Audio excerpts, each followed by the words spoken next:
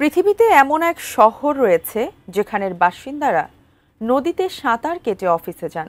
স্রোতের কারণে নদীতে সাঁতার কাটার ঝুঁকি রয়েছে বলে সতর্ক করেছে শহর কর্তৃপক্ষ। তারপরও সাঁতার কেটেই নদী পার হয়ে অফিসে যান তারা।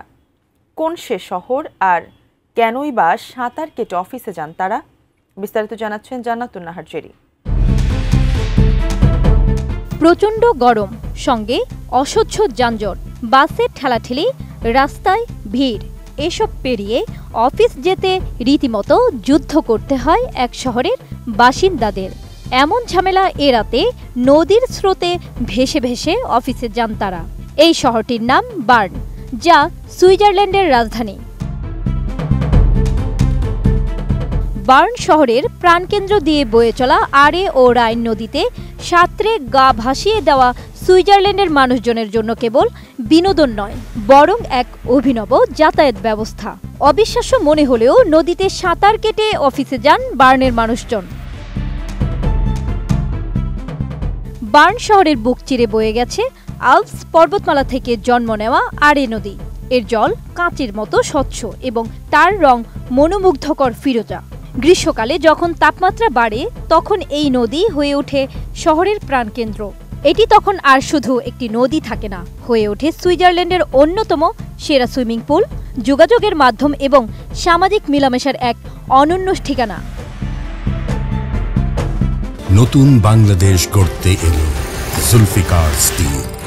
জুলফিকার স্টিল, ইস্পাত দৃঢ় অঙ্গীকার। এখন প্রশ্ন আসতেই পারে, মানুষজন তাদের দরকারি জিনিসপত্র নিয়ে কিভাবে নদীতে ভাসে?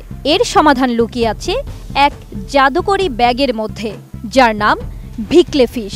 জার্মান এই শব্দটির অর্থ মাছ ব্যাগ। মাছের আকৃতির এই জলরোধী ব্যাগটি আরে নদীতে ভেসে চলার মূল চাবিকাঠি। সংবাদ মাধ্যম বিজনেস ইনসাইডারের এক প্রতিবেদন অনুসারে বাসিন্দারা তাদের শুকনো পোশাক, তোয়ালে, মানিব্যাগ, এমনকি ল্যাপটপ পর্যন্ত ওই ব্যাগের ভেতর রেখে এর মুখটি ভালোভাবে পেঁচিয়ে আটকে দেন। এতে বাতাস ভর্তি হয়ে ব্যাগটি একটি ছোটখাটো ভেলার মতো ফুলে ওঠে।